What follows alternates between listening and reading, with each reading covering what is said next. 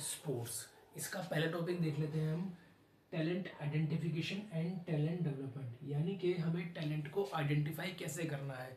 अगर हमारे 50, 60, 100, 200, 1000 लड़के हैं तो उनको टैलेंट आइडेंटिफिकेशन कैसे करेंगे। पहले हम इसकी डेफिनेशन देख लेते हैं कि टैलेंट आइडेंटिफिकेशन की डेफिनेशन होती क्या है। Talent identification is the search for young athletes with the potential to become elite athletes. ठीक है, young athletes with the potential to become an athlete, यानी कि हमें टैलेंट आइडेंटिफाई करना है, यानी कि हमें यंग एथलीट को सर्च करना है, उन्हें एक एलीट, एक ऊंचे लेवल का एथलीट बनाने के लिए। तो होता क्या है, जब हमें, अगर मैं इसकी स्कूल लेवल से बात करूं कि हमारे पास बहुत सारे बच्चे हैं, 500 1000 बच्चे हैं, और मैं मुझे, अगर मुझे चाहिए कि मुझे क्रिकेट के प्लेयर निकालने हैं तो क्रिकेट के प्लेयर में कैसे निकालूं उनके बीच में, तो हम पहले इंटर हाउस एक्टिविटीज़ कराएंगे, इंट्रा मोरल कराएंगे, ये सारी चीज़ें कराएंगे। उसके बाद हम टैलेंट आइडेंटिफाई करेंगे। कैसे? हमने एक्टिविटीज़ कराई, हमने टीमों को डिवाइड किया, कुछ टीमों को, उनमें हमने मैचेस कराए, मैचेस करने के बाद हमें पता लगा कि ये प्लेयर अच्छे खेल रहे हैं, उनको बाहर निकाल लिया। अब उनको जस्टिफाई कैसे करेंगे, कैसे करेंगे, उनके कौन कौन से फैक्टर को हम टेस्ट करेंगे, जैसे कि फिजिकल, यानी कि देखने में वो फिजिकली फिट है या नहीं है। फिजियोलॉजिकल, फिजियोलॉजिकल मीन्स कि जो, अगर हम उसे रनिंग वगैरह करा रहे हैं तो उसके जो ऑर्गन है ठीक तरह से काम कर रहे हैं नहीं कर रहे हैं, यानी कि जल्दी थक रहा है या कुछ और प्रॉब्लम हो रही है उसे। साइकोलॉजिकल, यानी कि वो साइकोलॉजिकली ठीक है या नहीं है, मेंटली ठीक है या नहीं है। ये सारे पैरामीटर, ये सारे फैक्टर्स को हम चेक करते हैं, तब जाके टैलेंट को आइडेंटिफाई किया जाता है। उसके बाद जो एग्जांपल है मैंने बताया कि इंटर हाउस एक्टिविटीज़ है, इंटर हॉल एक्टिविटीज़ हैं, ये सब, ये एक टैलेंट डेवलपमेंट का फेज है। खेलो इंडिया गेम्स है, वो भी टैलेंट डेवलपमेंट का फेज है, टैलेंट आइडेंटिफिकेशन का फेज है। नेशनल टैलेंट सर्च, ये सब एक टैलेंट आइडेंटिफिकेशन की स्कीम है जो कि गवर्नमेंट के थ्रू चलाई गई है। खेलो इंडिया गेम जो होते हैं, मतलब स्कूल लेवल से ये बच्चे आगे की तरफ खेलते हैं, वहाँ पर ये अच्छा अगर प्रोग्राम का पता, अच्छा अपने स्किल्स को शो करते हैं, तो अलग अलग इनके, मतलब हो सकता है ये अपने कंट्री के लिए भी, अपने कंट्री को भी रिप्रेजेंट करते हुए देखे जाए। ठीक है, उसके बाद आता है टैलेंट डेवलपमेंट। टैलेंट डेवलपमेंट क्या होता है कि मुझे पता लग गया कि अब ये प्लेयर मेरे पास है, ये फिजिकली फिट है, अब किसी expert coach, physical education teacher के अंडर ये ट्रेनिंग करेंगे, इनके कंपोनेंट को डेवलप किया जाएगा।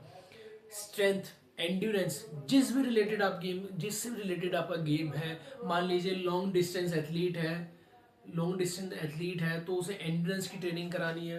वेट लिफ्टिंग, वेट लिफ्टर की हमें, अगर हम सर्च कर रहे हैं तो स्ट्रेंथ की ट्रेनिंग करानी है। ये सारी चीज़ें एक प्रोसेस है जो कि किसी एक अच्छे एथलीट, किसी एक अच्छे कोच, फिजिकल एजुकेशन टीचर के अंडर जाके टैलेंट का डेवलपमेंट होता है। ठीक है, अब आगे चलते हैं हम ट्रेनिंग साइकिल पे।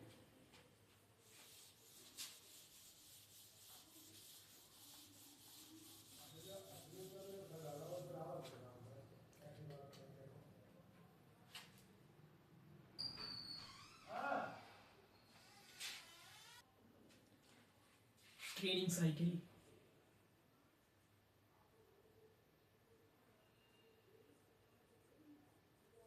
ठीक है, ट्रेनिंग साइकिल, या बोल दूं मैं एक तरह का पीरियडाइजेशन।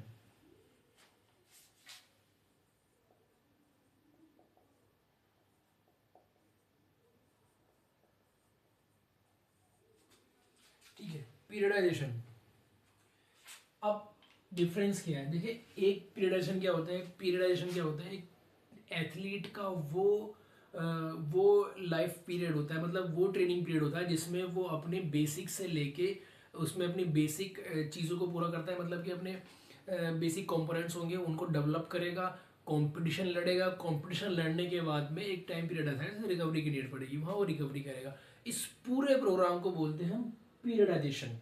ठीक है, इस पूरे प्रोग्राम को बोलते हैं पीरियडाइजेशन, यानी कि उसकी तैयारी, कंपोनेंट को, उसकी ट्रेनिंग, ट्रेनिंग के बाद उसका कंपटीशन, कंपटीशन के बाद रिकवरी, इन तीनों फेसों को मिला के जो बनता है वो बनता है पीरियडाइजेशन। अब इस पीरियडाइजेशन के अंदर बहुत सारी ट्रेनिंग साइकिल होती है। पहले हम ट्रेनिंग साइकिल के बाद बारे में बात करेंगे, उसके बाद इसके अंदर कितने फेज होते हैं उनके बारे में बात करेंगे। पहले देखते हैं हम ट्रेनिंग साइकिल के बारे में। सबसे पहले ट्रेनिंग साइकिल है हमारी माइक्रो साइकिल। माइक्रो साइकिल क्या होता है? माइक्रो साइकिल सबसे छोटी ट्रेनिंग साइकिल होती है, ये 7 से 10 दिन की ट्रेनिंग साइकिल होती है।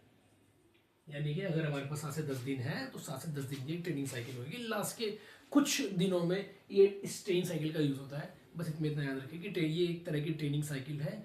सबसे छोटी ट्रेनिंग साइकिल है ये माइक्रो साइकिल, और ये 7 से 10 दिन की ट्रेनिंग साइकिल होती है। दूसरी आती है हमारी मीजो साइकिल। मीजो साइकिल ये इससे बड़ी होती है, ये 2 से 6 हफ्ते के बीच होती है। ठीक है, 2 to 6 वीक्स तक की ये प्रोग्राम, ये एक ट्रेनिंग साइकिल होती है। यानी कि 2 हफ्ते से लेके, यानी कि 14 से लेके लगभग 1 महीने 42-45 दिन तक ये चलती है। ये ट्रेनिंग प्रोग्राम हमारा जो होता है ये वाला। ठीक है, ये इससे बड़ी साइकिल होती है। लास्ट में जो आती है वो आती है हमारी मैक्रो साइकिल, जो कि लगभग 8 to 10 मंथ्स या पूरे साल की भी ये हो सकती है। सबसे बड़ी ट्रेनिंग साइकिल होती है ये। ठीक है, लगभग 1 साल तक ये ट्रेनिंग साइकिल होती है। इसमें एथलीट को लगभग पूरे साल तक प्रैक्टिस कराई जाती है। इस ट्रेनिंग साइकिल के अंदर क्वेश्चन कहाँ से बनता है? क्वेश्चन बनता है कि सबसे छोटी साइकिल कौन सी है? माइक्रो सबसे छोटी साइकिल है। ठीक है, सबसे बड़ी साइकिल कौन सी है? मैक्रो सबसे बड़ी ट्रेनिंग साइकिल है। जो मैक्रो ट्रेनिंग साइकिल है, इसका टाइम पीरियड कितना होता है? 8 से 10 महीने या 1 साल तक हो सकती है। ठीक है, दूसरी मीजो साइकिल का ट्रेनिंग पीरियड कितना होता है? 2 से 6 हफ्ते तक की ट्रेनिंग साइकिल होती है। माइक्रो साइकिल 7 to 10 डेज तक की माइक्रो साइकिल होती है। इससे यूनिट ट्रेनिंग हो जाती है, सेशनल ट्रेनिंग हो जाती है। इससे छोटी छोटी साइकिल भी होती है, इससे बड़ी साइकिल भी आ जाती है। इससे ओलंपिक साइकिल आ जाएगी। इसके बाद में ओलंपिक साइकिल 4 साल की होती है, तो एथलीट को पूरे 4 साल ट्रेनिंग दी जाती है। बाद में वो अपने ओलंपिक खेलता है फिर बाद में। अब चलते हैं पीरियडाइजेशन की तरफ।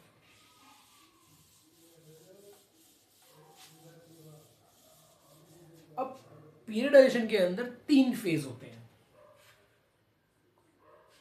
ठीक है, पीरियडाइजेशन के अंदर 3 फेज होते हैं। इसके अंदर पहला होता है प्रीपरेटरी स्टेज।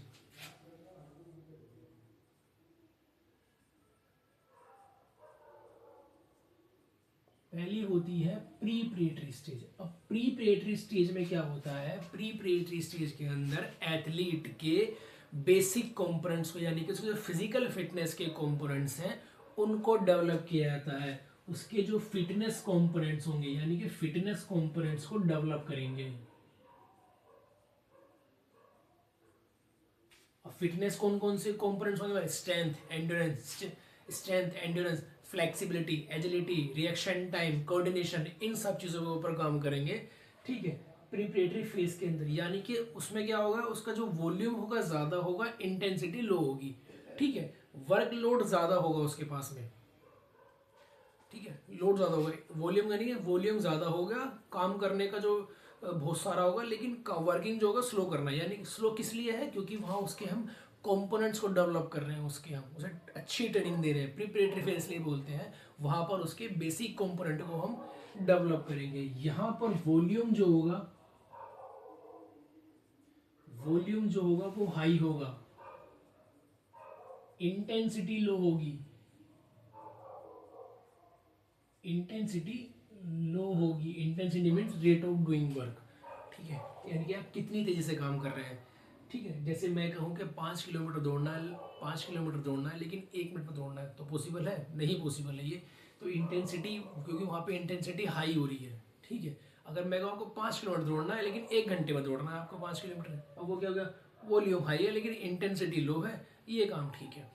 तो इसमें क्या होगा? प्रिपरेटरी स्टेज के अंदर हमारे बेसिक फिटनेस कंपोनेंट्स को डेवलप करेंगे, जिसके अंदर वॉल्यूम हाई होगा और इंटेंसिटी लो होगी इसके अंदर।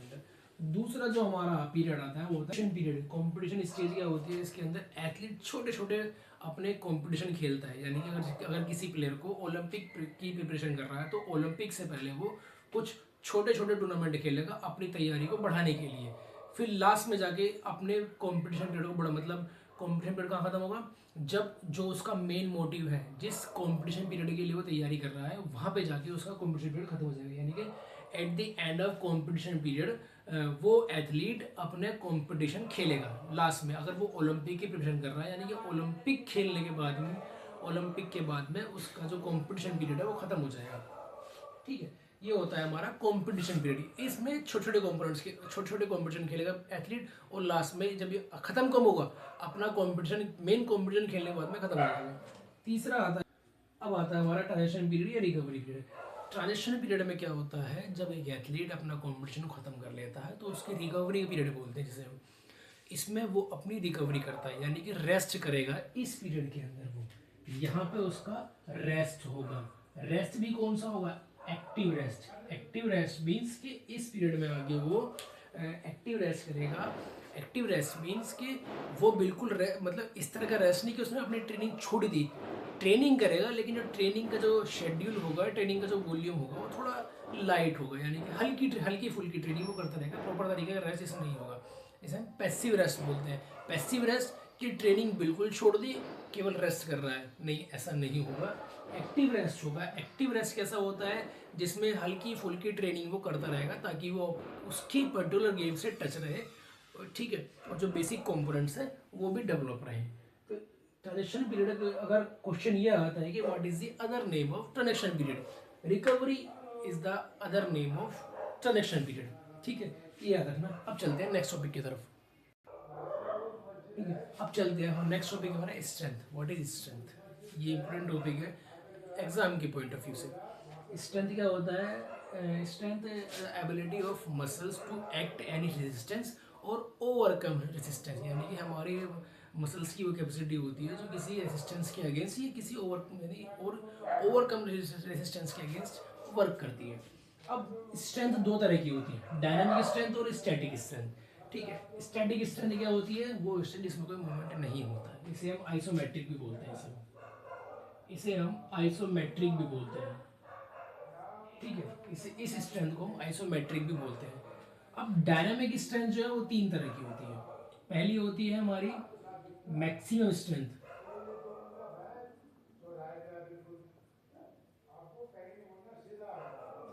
ठीक है। दूसरा है हमारा एक्सप्लोसिव स्ट्रेंथ,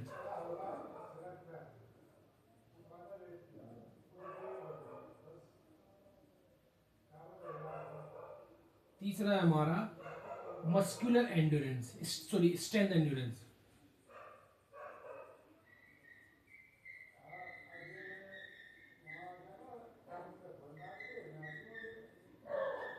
ठीक है, तीन हमारी हो गई स्ट्रेंथ एंड्योरेंस। अब मैक्सिमम स्ट्रेंथ क्या होती है, मैक्सिमम स्ट्रेंथ वो हो रही है जहां पर एक बार में हम स्ट्रेंथ को यूज कर रहे हैं, यानी कि मतलब जो यूज करेंगे, मतलब पूरी जो हमारी पावर लगेगी, पूरी स्ट्रेंथ लगेगी, वो एक बार में लगेगी, उसे बोलते हैं मैक्सिमम, यानी कि सिंगल एफर्ट में काम होगा। जैसे कि मैं कहूं कि अगर वेट लिफ्टिंग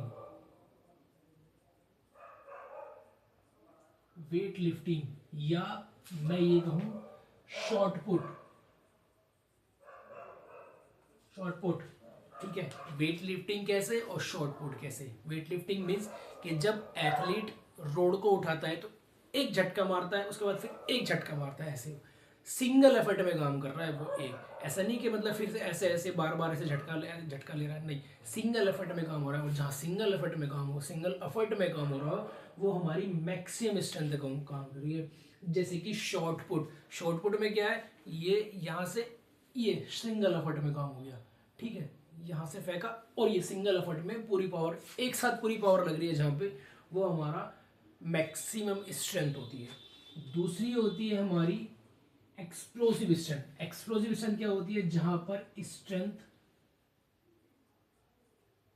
प्लस स्पीड दोनों एक साथ काम करे, वो एक्सप्लोसिव स्ट्रेंथ होती है। यानी कि जहां पे स्पीड भी होगी और स्ट्रेंथ भी काम करेगी, वो हमारी एक्सप्लोसिव स्ट्रेंथ होती है। जैसे मैं बात करूं लॉन्ग जंप की, लॉन्ग जंप में क्या होता है, एथलीट भाग कर आया और लास्ट में टेक ऑफ बोर्ड से उसने जंप लिया, यानी कि वहाँ स्ट्रेंथ काम कर रही है और आगे कूद गया, ठीक है, उसे बोलते हैं हम एक्सप्लोसिव स्ट्रेंथ। या मैं बात करूं जेवलिन की बात करूं, एथलीट जेवलिन को लेके भाग के आया और लास्ट मोमेंट पे आके उसने थ्रो कर दिया, उसे बोलते हैं हम एक्सप्लोसिव स्ट्रेंथ, जहां पर हमारी स्ट्रेंथ और स्पीड दोनों काम कर रही है, वहाँ एक्सप्लोसिव स्ट्रेंथ होता है। ठीक है, स्ट्रेंथ एंड्योरेंस। स्ट्रेंथ एंड्योरेंस क्या होता है? स्ट्रेंथ में जहाँ पर स्ट्रेंथ लंबे समय तक लग रही हो, लॉन्ग टाइम पीरियड के लिए जहाँ स्ट्रेंथ यूज हो रही हो, वहाँ पे स्ट्रेंथ उसे बोलते हैं हम स्ट्रेंथ एंड्योरेंस। जैसे कि डंबल कर्ल अप जिसे बोलते हैं। अब मेरे हाथ में डंबल है और मैं कंटिन्यू से किया जा रहा हूँ लॉन्ग टाइम तक, क्या हो रहा है? स्ट्रेंथ भी हो रही है और एंड्योरेंस भी हो रहा है। इस चीज़ को बोलते हैं स्ट्रेंथ एंड्योरेंस। दो तरह की स्ट्रेंथ होती है, डायनामिक और स्टैटिक। जो स्टैटिक स्ट्रेंथ होती है उसे हम आइसोमेट्रिक स्ट्रेंथ भी बोलते हैं, क्योंकि इसमें किसी भी तरह की कोई मोशन नहीं होता, इसलिए इसे स्टैटिक या आइसोमेट्रिक स्ट्रेंथ बोलते हैं। दूसरा हमारा डायनामिक। डायनामिक तीन तरह की स्ट्रेंथ होती है। Maximum strength, weight lifting, short put इसका एग्जाम्पल है, जहाँ पर स्ट्रेंथ सिंगल एफर्ट में लग रही हो, बार बार यूज ना हो रही हो। एक्सप्लोसिव स्ट्रेंथ, जहाँ इस स्ट्रेंथ और स्पीड को मिला के एक्सप्लोसिव स्ट्रेंथ बनता है, जहाँ पर स्पीड भी हो और एक्सप्लोसिव स्पीड भी हो और स्ट्रेंथ भी काम कर रही हो। तीसरा है हमारा स्ट्रेंथ एंड्योरेंस। स्ट्रेंथ एंड्योरेंस जहाँ पर स्ट्रेंथ लॉन्ग टाइम पीरियड के लिए काम कर रही हो, वो होता है हमारा स्ट्रेंथ एंड्योरेंस। ठीक है, नेक्स्ट टॉपिक है हमारा मेथड्स टू डेवलप स्ट्रेंथ, यानी कि वो कौन से मेथड्स हैं जो स्ट्रेंथ को डेवलप करते हैं। पहला है हमारा आइसोमेट्रिक।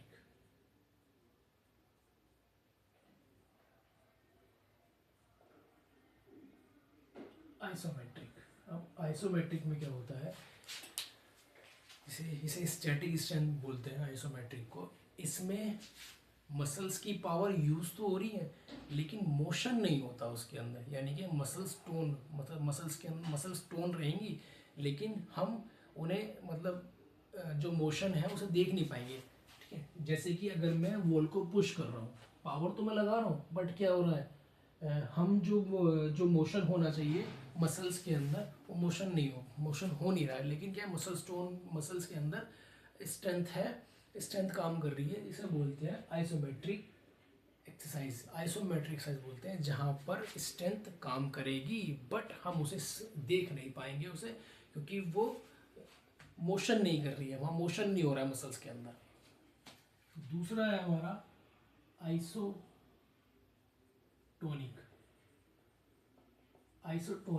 एक्सरसाइज। आइसोटोनिक एक्सरसाइज क्या होती है? ये स्ट्रेंथ होती है, इसके अंदर जो मोशन होता है मसल्स का वो उसे हम देख सकते हैं। यानी कि जैसे अगर मैं डंबल प्रेस कर रहा हूँ इस तरह से, तो क्या हो रहा है? स्ट्रेंथ यूज हो रही है, मसल्स के अंदर मूवमेंट हो रही है। इसे बोलते हैं हम आइसोटोनिक एक्सरसाइज होती है, जहाँ पर मसल्स के अंदर मूवमेंट होती है और स्ट्रेंथ बराबर लगती रहती है, मसल्स टोन रहेगी। जैसे कि पुशअप्स हो गया, डंबल प्रेस हो गया, ये सारी चीज़ें इसके अंदर आएगी। ठीक है, तीसरा होता है हमारा आइसोकाइनेटिक।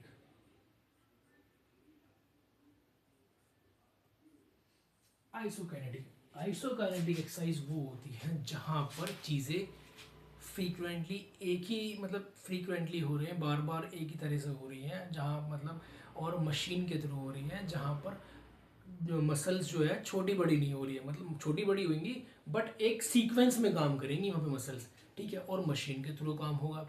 जैसे कि मैं बात करूँ, अगर मैं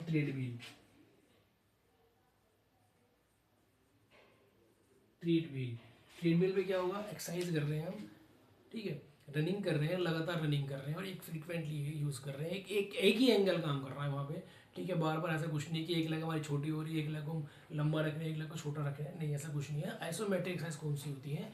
ये वो एक्सरसाइज होती है जो एक ही पर्टिकुलर एंगल से फ्रीक्वेंसी को बार बार चलते रहे और मशीन के थ्रू होती है। मशीन के थ्रू भी होती है, वैसे भी होती है। अगर स्विमिंग की बात करूँ, स्विमिंग में क्या होता है? एंगल ऐसे लगातार चलता रहता है, ऐसा तो नहीं होता कि इस बार हमने एंगल इस तरह से ले लिया हाथ, इस बार पूरा लंबा हाथ ले लिया, एक ही एंगल चलता रहेगा इसके अंदर।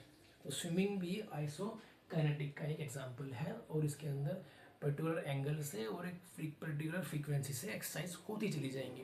इसे बोलते हैं हम आइसोकाइनेटिक एक्सरसाइज। और ये जेजी पेरी ने बनाई थी, जेजे पेरिन ने आइसोकाइनेटिक एक्सरसाइज को डेवलप किया था।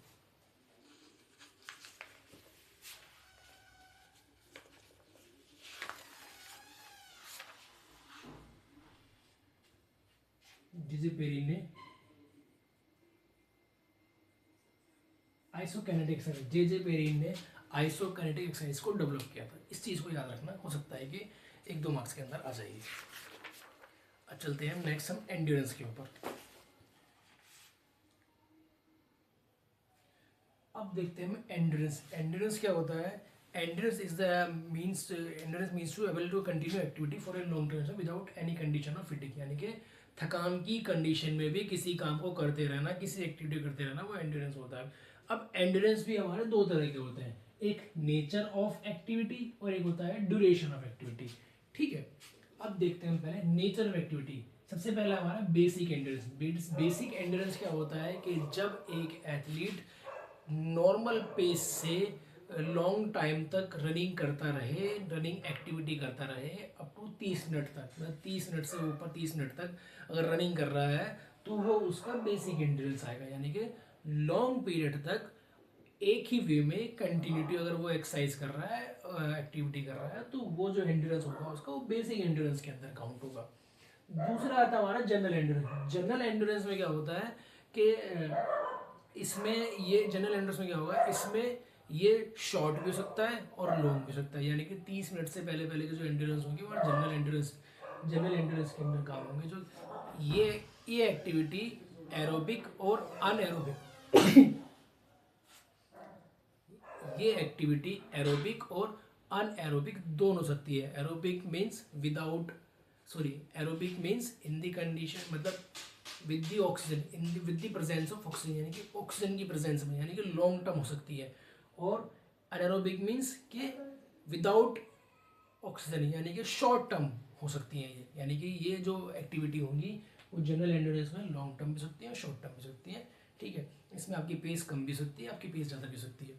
दूसरा आता है हमारा स्पेसिफिक एंड्योरेंस। स्पेसिफिक एंड्योरेंस क्या होता है? हर प्लेयर का, गेम के अकॉर्डिंग हर प्लेयर का अपना एंड्योरेंस होता है। यानी कि अगर मैं वेट लिफ्टर की बात करूँ उसका एंड्योरेंस अलग होगा, हॉकी प्लेयर का अलग होगा, क्रिकेट प्लेयर का अलग होगा, फुटबॉल प्लेयर का अलग होगा। स्पेसिफिक एंड्योरेंस में ये आता है, यानी कि हर प्लेयर का उसके नेचर, उसके गेम के अकॉर्डिंग एंड्योरेंस जो है वो अलग होगा। दूसरा आता है हमारा ड्यूरेशन ऑफ एक्टिविटी। ड्यूरेशन के अकॉर्डिंग एंड्योरेंस किस तरह से होगा? स्पीड एंड्योरेंस, यानी कि आपके जो एंड्योरेंस होगा ग्रेटर स्पीड पे होगा। यानी कि आपको पूरा तेज भागना है अप टू 45 सेकेंड तक, यानी कि 45 सेकेंड तक के जो गेम होते हैं उन्हें हम स्पीड एंड्योरेंस के अंदर काम करते हैं, जहाँ पूरी ताकत लगती है हमारी बॉडी की। तो 100, 200, 400 मीटर जो इवेंट होते हैं, एक्टिविटीज़ होती है, ये जो इवेंट है 100, 200, 400 मीटर के, ये स्पीड एंड्योरेंस में, हाई स्पीड एंड्योरेंस के अंदर काउंट होते हैं ये, जहाँ पर टाइमिंग आपकी 45 सेकेंड तक की जो एक्टिविटी होंगी वो आपकी स्पीड एंड्योरेंस के अंदर काउंट होंगी। दूसरा है हमारा short term endurance. Short term endurance के अंदर क्या होगा, थोड़ा सा नीचे आ जाएंगे उसके अंदर, जिन एक्टिविटीज़ की लिमिट जो है 2 मिनट तक की होगी वो शॉर्ट टर्म एंड्योरेंस में काउंट होगी। यानी कि 800 मीटर की जो रेस होगी is the best example of short term endurance.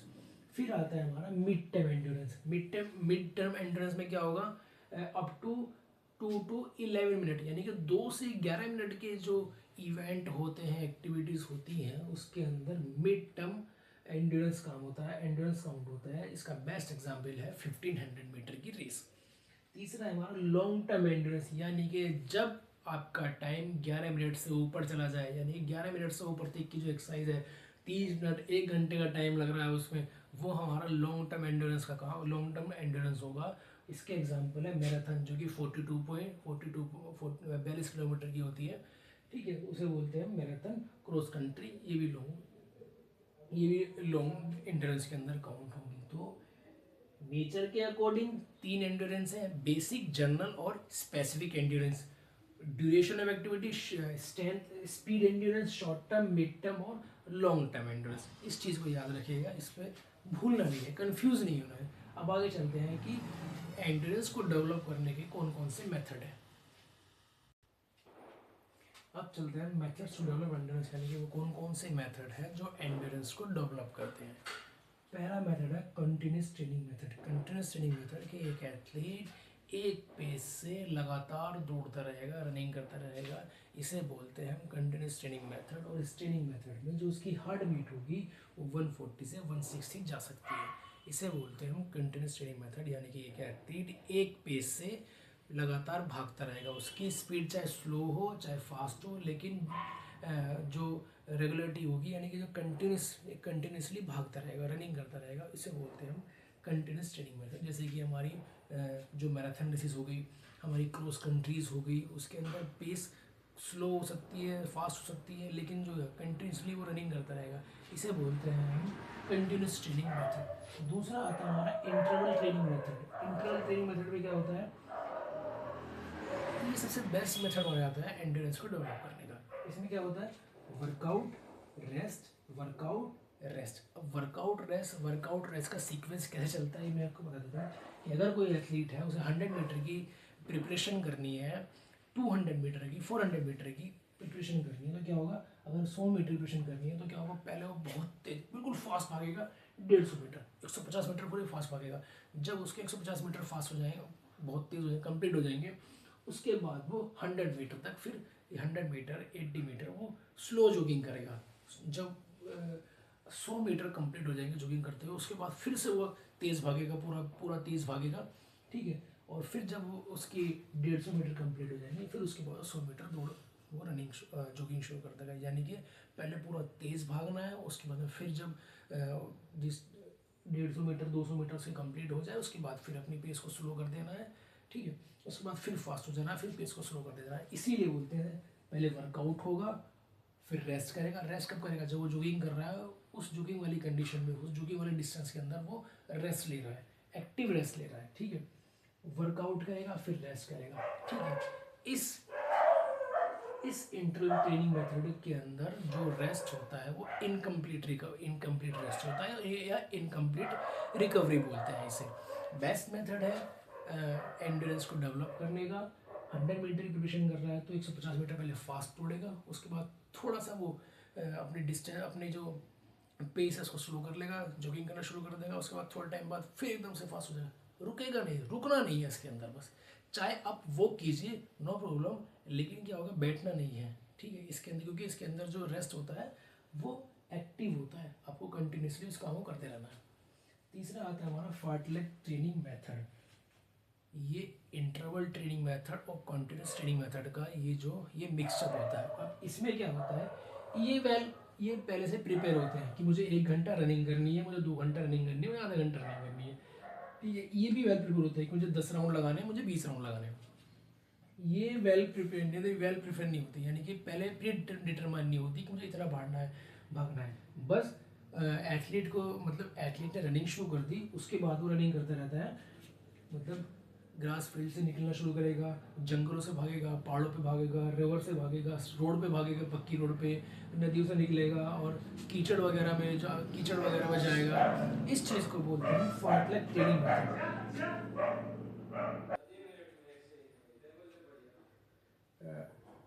Speed play बोलते हैं इसे, स्वीडिश वर्ड है स्पीड प्ले, क्योंकि स्वीडन के थे गोस्टाव होलमर्ट जिन्होंने इस ट्रेनिंग को बनाया था 1930 के अंदर, ठीक है। अगर आपसे पूछा जाता है कि what is the other name of fartlek training method, speed play is the other name of fartlek training method. इसके अंदर जो हार्ट रेट होगा वो 140 से 180 चला जाएगा, 140 से 180 चला जाएगा इसके अंदर हार्ट रेट। 3 तरह की ट्रेनिंग होती है।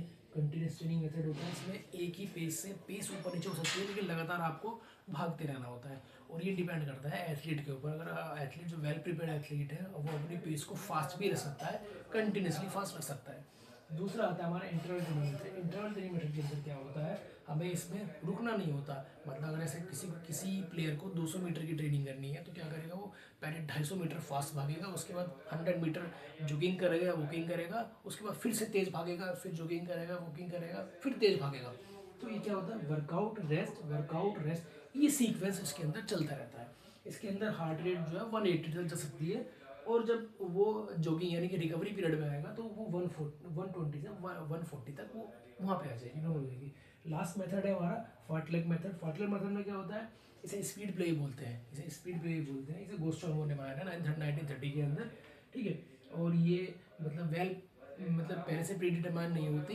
एक एथलीट जो को हम एथलीट अपनी एक्टिविटी शुरू कर देता है, उसके बाद वो ग्रास फील्ड में, मतलब घास के मैदान में, जंगलों में, पहाड़ों में ऐसे दौड़ता रहता है, और मतलब कुछ भी हो सकता है, उसे रोकना नहीं होता है। उसके वहाँ पे उसकी पेस जो है स्लो भी हो सकती है और जो होगी फास्ट भी हो सकती है, इसमें ऐसी कोई बात नहीं है।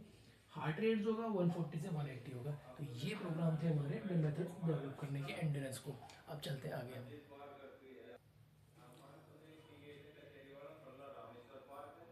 अब देखते हैं हम स्पीड क्या होता है। स्पीड क्या होता है? Covering maximum distance in short time, minimum time जो होता है हमारा स्पीड होता है। अब स्पीड कितने तरह की होती है, पहले चलते हैं रिएक्शन एबिलिटी। रिएक्शन एबिलिटी क्या होता है कि किसी स्टिमुलेंट पे फास्टेस्ट रिएक्शन देना, किसी सिग्नल पे फास्ट रिएक्शन देना, उसे बोलते हैं हम रिएक्शन एबिलिटी। अब रिएक्शन एबिलिटी भी जो दो तरह की होती है, सिंपल एंड कॉम्प्लेक्स। सिंपल क्या होता है? सिंपल वो सिंपल रिएक्शन एबिलिटी होती है जिसे हम जिस स्टिमुलेंट को या जिस सिग्नल को हम जानते हैं, नॉन सिग्नल हो। जैसे कि अगर कोई एथलीट है, उसे 100 मीटर की स्टार्ट करनी है, पता है उसे कि जैसे ही गन शूट होगी मैं तुरंत भागना है, क्या ये नॉन सिग्नल, ये इसका जो सिग्नल है वो नॉन है, वो नॉन स्टिमुलेंट है, उसे बोलते हैं हम सिंपल रिएक्शन। कॉम्प्लेक्स रिएक्शन क्या होता है कि जहाँ पे स्टिमुलेंट जो होगा वो अननोन होगा, ठीक है, जहाँ पर एक एथलीट को, एक प्लेयर को पता नहीं है कि सामने से क्या होने वाला है। जैसे कि एक फास्ट बॉलर है, वो बैट्समैन को बॉल डालने वाला है, बैट्समैन को नहीं पता होता कि कौन सी बॉल डालने, कौन सी बॉल डालने वाला है वो, तो जो क्या है स्टिमुलेंट क्या है उसका, सिग्नल क्या है उसका, वो अननोन है। जहाँ पे सिग्नल नोन होगा वो सिंपल होगा, जहाँ पे सिग्नल अननोन होगा वो कॉम्प्लेक्स रिएक्शन होगा, ठीक है। अब चलते हैं एक्सेलरेशन एबिलिटी के ऊपर। एक्सेलरेशन एबिलिटी क्या होता है कि जब एक प्लेयर रेस्ट की पोजीशन से एकदम से रेस्ट की पोजीशन से मैक्सिमम स्पीड तक पहुंचता है, उसे बोलते हैं एक्सेलरेशन। यानी कि एक प्लेयर ने रेस स्टार्ट की और रेस स्टार्ट करने से लेकर जहाँ पर अपनी वो मैक्सिमम स्पीड पहुंचा, उसे बोलते हैं एक्सेलरेशन स्पीड, ठीक है। और वो कब होती है? 5 से 6 सेकंड में। अगर मैं 100 मीटर की बात करूँ तो 5 से 6 सेकंड में एथलीट जो होता है अपनी मैक्सिमम स्टीज को, सॉरी मैक्सिमम स्पीड को पकड़ लेता है, यानी कि एक्सेलरेशन पे पहुंच जाता है वो 5 से 6 सेकंड में। फिर आती है movement speed. Movement speed means कि उसके पैरों का मूवमेंट, उसकी जो पर्टिकुलर साइकिल है वो कितनी देर चल रही है, यानी कि मूवमेंट स्पीड में, यानी कि एक स्टेप दूसरा स्टेप, पैरों का एक स्टेप दूसरा स्टेप। अब ये साइकिल जो है वो कितनी तेज चल रही है, कितनी तेज मूवमेंट हो रही है, इसे बोलते हैं हम movement speed.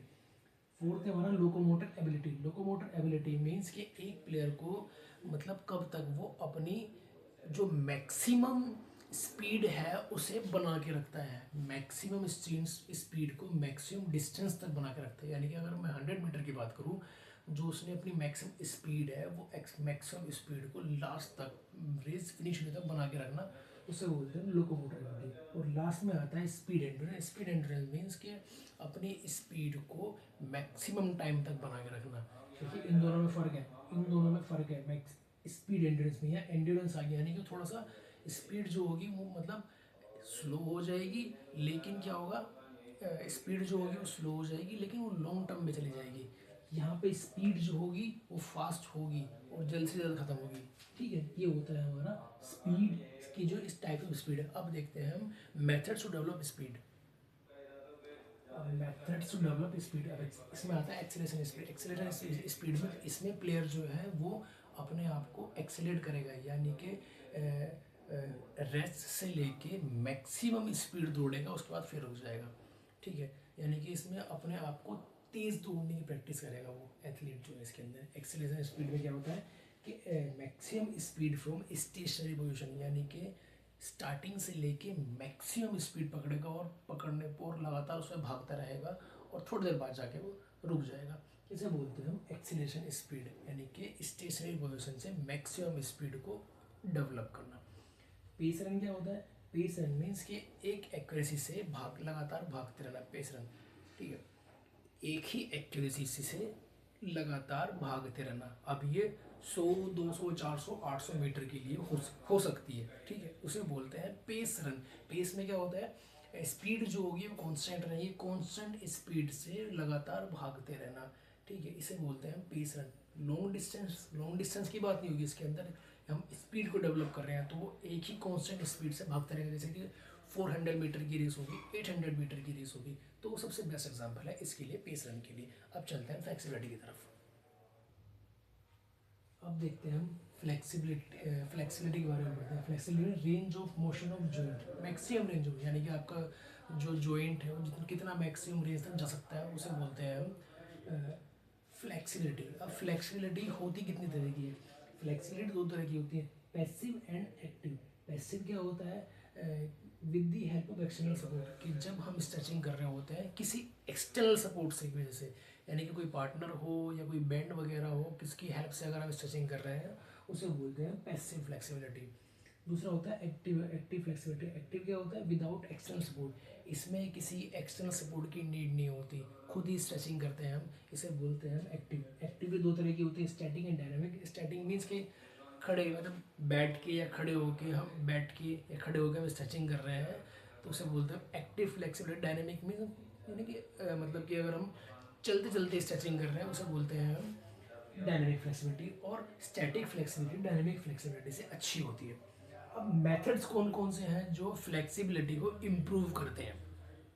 Static stretching. Static stretching means कि हम, मतलब कि जैसे मैं हूँ स्टैटिक, एक जगह खड़े होके आराम से फ्लेक्सिबिलिटी को इसे होल्ड करके रखा है, रोक के रखा है, स्ट्रेचिंग फ्लेक्सिबिलिटी, ये हो गया स्ट्रेचिंग फ्लेक्सिबिलिटी। ठीक है। दूसरा होता है बैलिस्टिक मेथड। बैलिस्टिक मेथड, ये चीज़ याद रखना कि अगर एमसीक्यू के अंदर ये चीज़ आए कि बैलिस्टिक मेथड किस चीज़ के लिए यूज़ होता है, तो बैलिस्टिक मेथड जो होता है वो फ्लेक्सिबिलिटी के यूज़ होता है।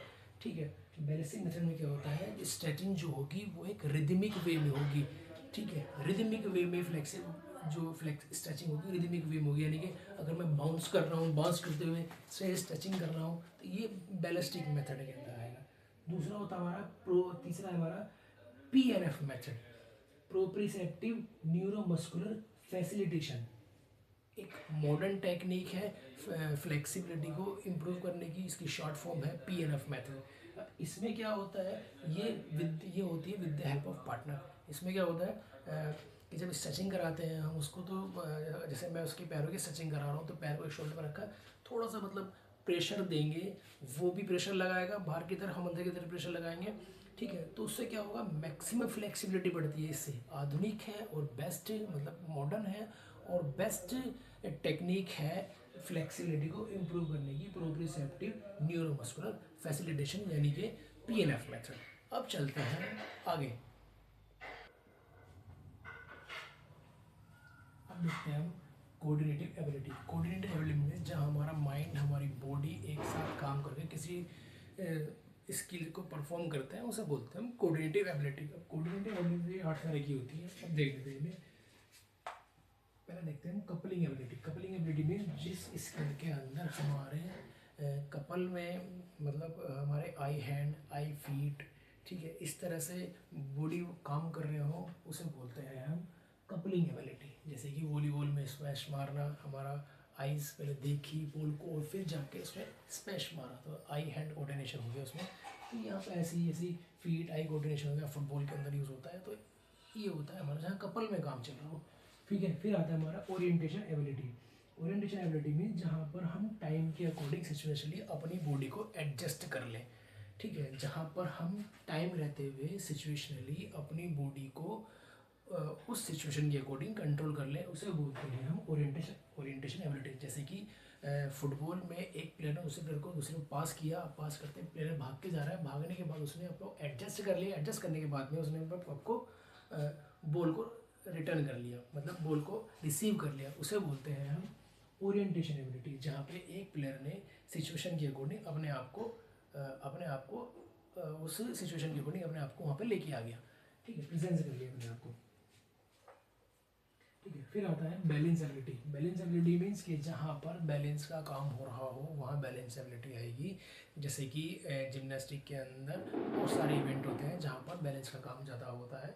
ठीक है। क्योंकि एक उसमें वो भी होता है, बीम वाला बीम ऑप्शन भी होता है, इसके अंदर बीम पे परफॉर्म करनी होती है वहाँ पे, तो होता है जिम्नास्टिक इसका बेस्ट एग्जाम्पल है।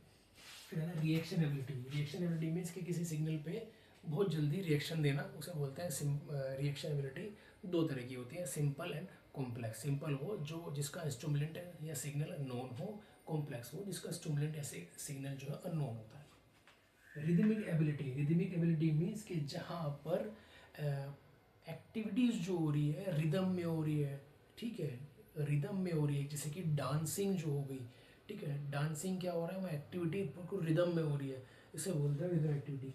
कीनेस्थेटिक ability, kinesthetic ability, kinesthetic ability होती है एक तरह की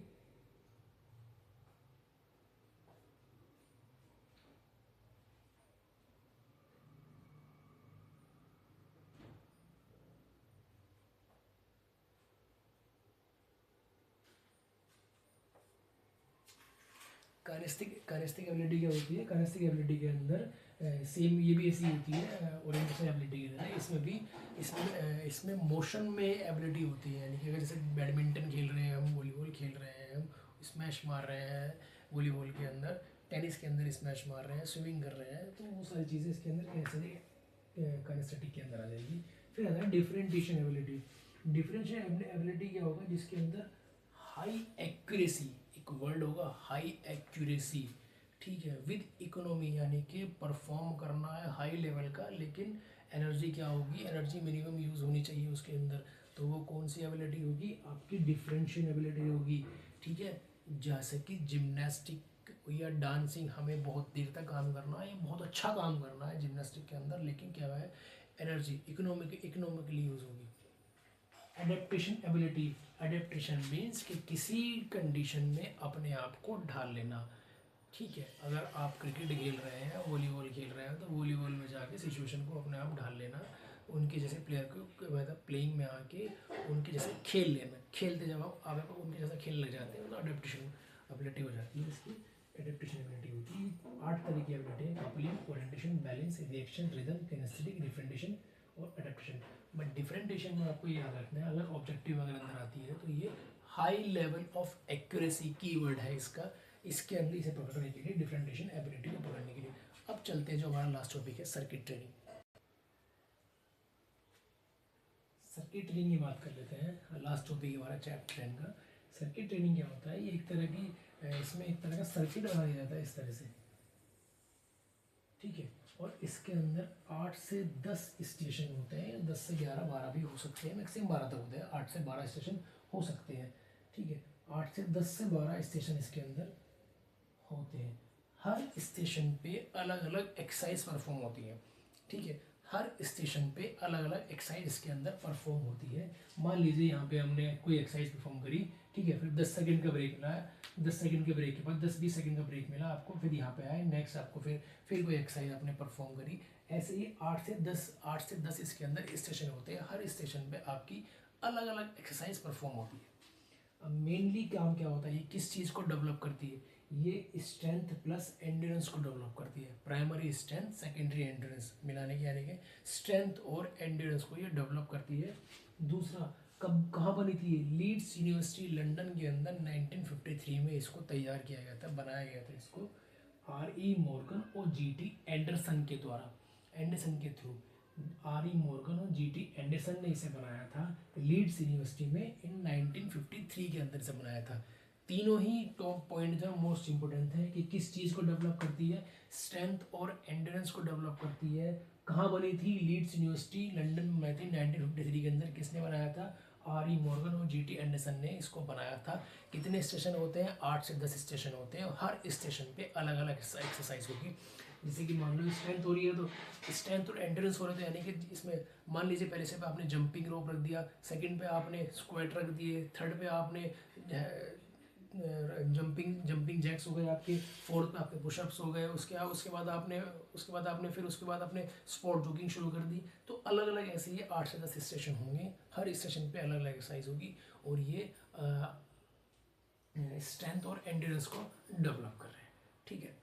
ये हमारा चैप्टर 10 कंप्लीट हो गया है, मोस्ट इंपॉर्टेंट चैप्टर है ये बोर्ड के एग्जाम के लिए। तो अगर आपको ये टॉपिक समझ में आए, मेरे चैनल को लाइक करें, सब्सक्राइब करें। Thank you.